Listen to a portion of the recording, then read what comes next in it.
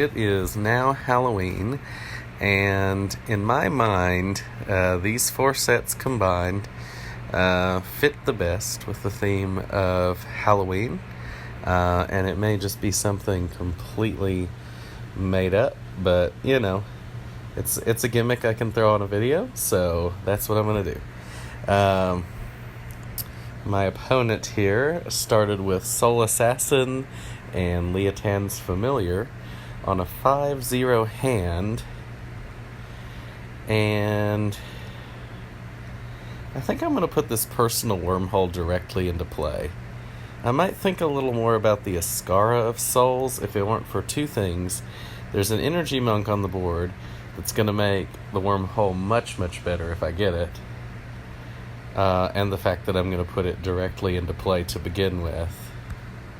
Those are the 2 reasons why I look at the personal wormhole on this turn. Now, my opponent didn't really pick up anything to accelerate their rune, and in fact bought a power card, which is better for, kind of slows down their rune unless they are lucky and able to beat a monster with it. Which so far does not look very likely. In the past, I've kind of called that card Luck Mystic, which, a lot of people, I think it is a very powerful card. But at the same time, you have to be thinking context. Like, yeah, if there's a bunch of 3 power monsters on the board, go ahead and pick it up. But in this case, I think it's a pretty big gamble. So now he's got Beacon Shaman. So yeah, he still hasn't done anything to accelerate his runes. I'm going to hope that the Energy Monk is just so good for me right now, but I think I'm going to pick up the Ascara. I don't think the Energy Monk's very good for him, and at the same time, I really would like to get that Dreamer's Glass.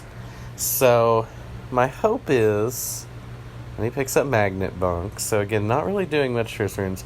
The Tower Ascara is also quite good, and any other Mechanas that come into play can help me banish as well. So, I want to start developing my rune and try to build kind of a rune advantage at this point. So that's why at the moment I'm trying to avoid the Energy Monk. The Cackling Jackal makes it a little bit more tempting now because there is a monster that I'd like to fight him over. The Soul Assassin's probably in his hand now, or at least there's a good chance of it. But he doesn't have anything to go with the Soul Assassin.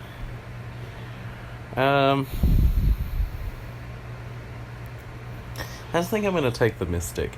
If he's able to get the Dreamer's Glass, which he very well may be able to, then I can fall back on the Energy Monk as a way to compete over banishing.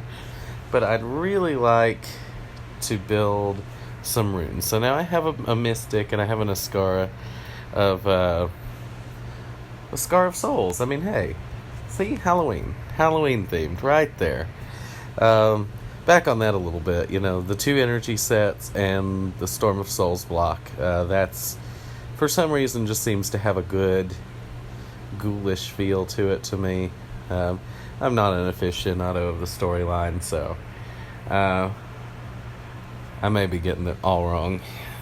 But there's some neat stuff that makes me feel like, maybe we're in the season, so to speak. I think it's early enough in the game, it's really hard here to argue with the Dreamer's Glass. I said I wanted it, I'm going to go for it. So, even comes with a shard. How can you argue with that? My opponent had to play his Soul Assassin, and he picked up a Heavy Infantry and a Nook Hound, and now he's got Star Child. So he does actually have a card now that accelerates Rune a little bit. But he's, clearly focusing right now a little bit more on, eating the honor pool and beating monsters. So, there's no monsters on the board that kill constructs, which is a good sign for me so far. I don't think he has some energy. He's got the Magnet Monk and the extra shard or 2 he's picked up. Could energize a Plunder Devil. I think I'm still... Now that I have the Dreamer's Glass, the Energy Monk goes down for me in value a little bit. So I'm going to take the Tower Ascara. The Mosaic Horn also goes up in value because of the Dreamer's Glass, I think. because I'm going to be able to remove a lot of my starting cards that are going to get in the way of whatever shards I do pick up. It's going to make it easier for me to utilize whatever card I do get. He's probably going to take either the Monk or the Horn here, I would think. And he did take the Monk.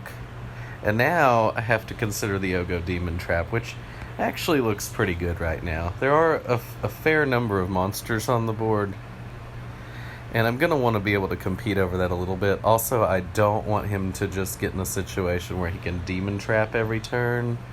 I'm going to take that. And now I'm going to take this Prodigal.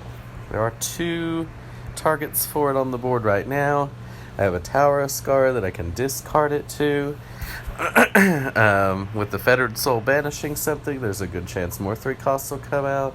The Cosmic Protocol might you be able to utilize it to some fair effect. There's a lot of good options right now for Prodigal. Right now it's a much higher value card than it would be just in a vacuum. So, 2-5 from him with the Soul Assassin, so he's going to have 4 runes at least. He can beat the Plunder Devil. He can beat... which would actually get him... he could get the Mosaic Horn for free. And I think that's a pretty reasonable plan. Check that out. Now he gets 2 more rune and gets a Soul Assassin. So, he's definitely rolling with it now. Now you get a couple Soul Assassins together, and all of a sudden, it's a much higher value card. So...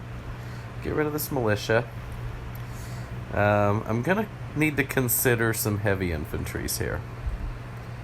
I may wait, because I could pick up the Crystalline Monk first. Give myself... well... yeah, because I've got Prodigals. Alright, yeah, I'm gonna stay the course for right now. I really like that Trophy Hunter.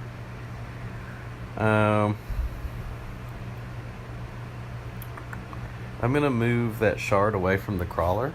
For one thing, I don't really want him beating the Crawler, so reducing some of the value on it would be good. I'll move it to the Vault Sphinx. Because I would like him... I'm going to incentivize him a little bit to choose that over the 3-cost monsters if he had that choice and wanted to consider it, because, I want my Prodigal to be good when I draw it. Alright, Trophy Hunter. So he's definitely rolling along with some power cards. I'm going to need to do something about this swarm of monsters as soon as possible. Because if he gets Soul Assassinating, gets on a roll with that, he may just crush me before my Dreamer's Glass can really take effect here. I don't see anything better to do than to put this Astrolabe directly into play and banish an Apprentice. That's what I'm going to do. So I'm hoping I can, hit the Fettered Soul here and maybe take out another monster. And he does not have a Soul Assassin in this hand, but he does have power to beat monsters, so that could be good for me. I want him to beat monsters and not get that kind of value off it. He did beat one of the 3 costs, but I'm more interested in the Fettered Souls right now anyway. It's almost like that means Prodigal is like taking out 2 monsters for the price of 1 card. Because I just need them off the board. I don't necessarily need to beat them. I need them gone so that I can add more high value heroes to my deck. And now I'm going to banish the Acidic Crawler. That is definitely the most dangerous card for me to see on the board. I'm going to go ahead and put... I think I'm going to put in well, I've got that Militia in there. I want to play the Ascar of Souls. I don't think I'll be discarding it to the Tower of Ascar, because the Soul Gem is just higher value most of the time. So, I don't have a lot of life bound, so that Wolf Acolyte's not looking great yet. The Trophy Hunter's looking pretty nice. There's not a lot of high cost stuff out. Right now, I'm most interested in digging back through the deck, so that maybe next turn I draw the Prodigal again. And that, I had almost forgotten, I did put that heavy infantry in for a reason. It goes well with the Demon Trap. And that is just really good timing for me. So what I'm going to do is use the Fettered Soul. I'm going to go ahead and get rid of the Vault Sphinx, because it's the easiest monster on the board to beat.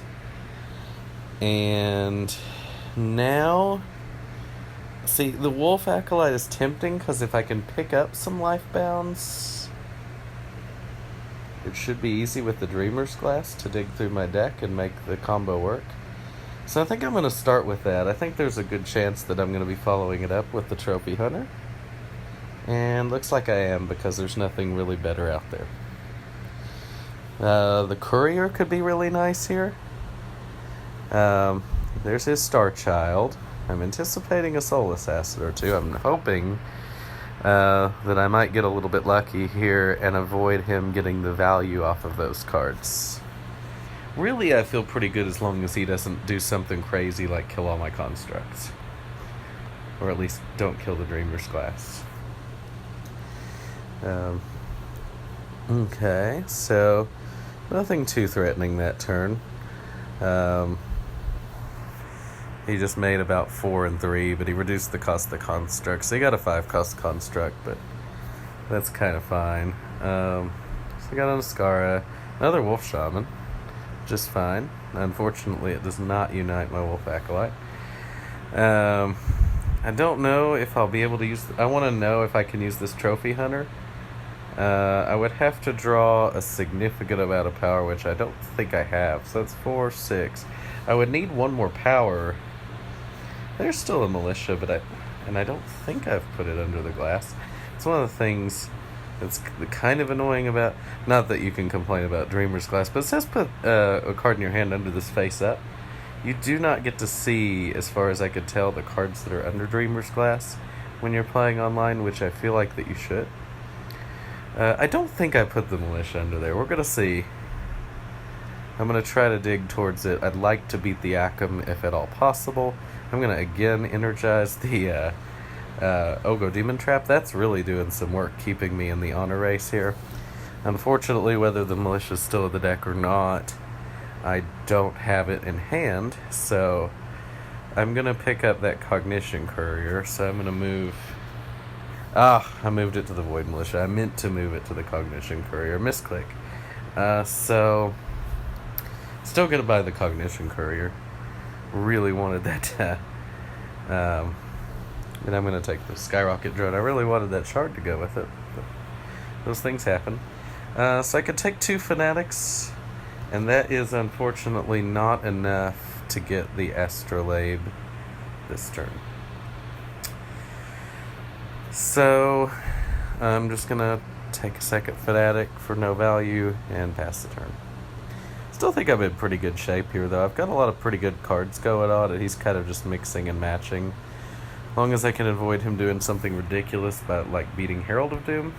So I need to get that off the board as quickly as I possibly can. However, I have to do that.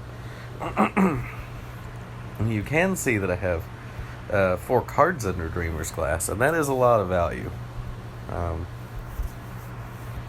think you get to choose, yeah. You get to choose. So even if he beats the Web Claw, it's just not the biggest of deals. But I really want to somehow find a way to get rid of that Herald of Doom before something bad happens. I'd like to get that Raj, so I think I might put the Prodigal now under the Dreamer's Glass. Unfortunately, that does not help me get the Raj.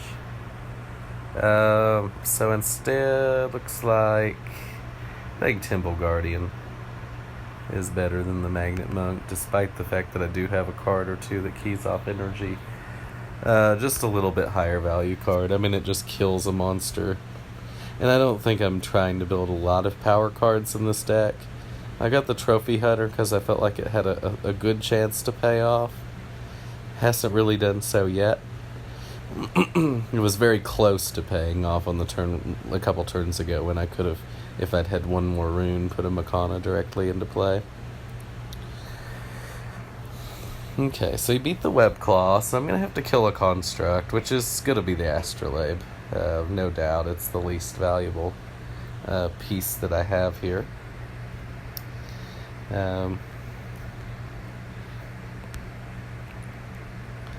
So... energizing, and let's see what I've got here. Another card draw. I'd like some Cinero banishing. looks like hopefully I'll be able to pick up the Raj this time.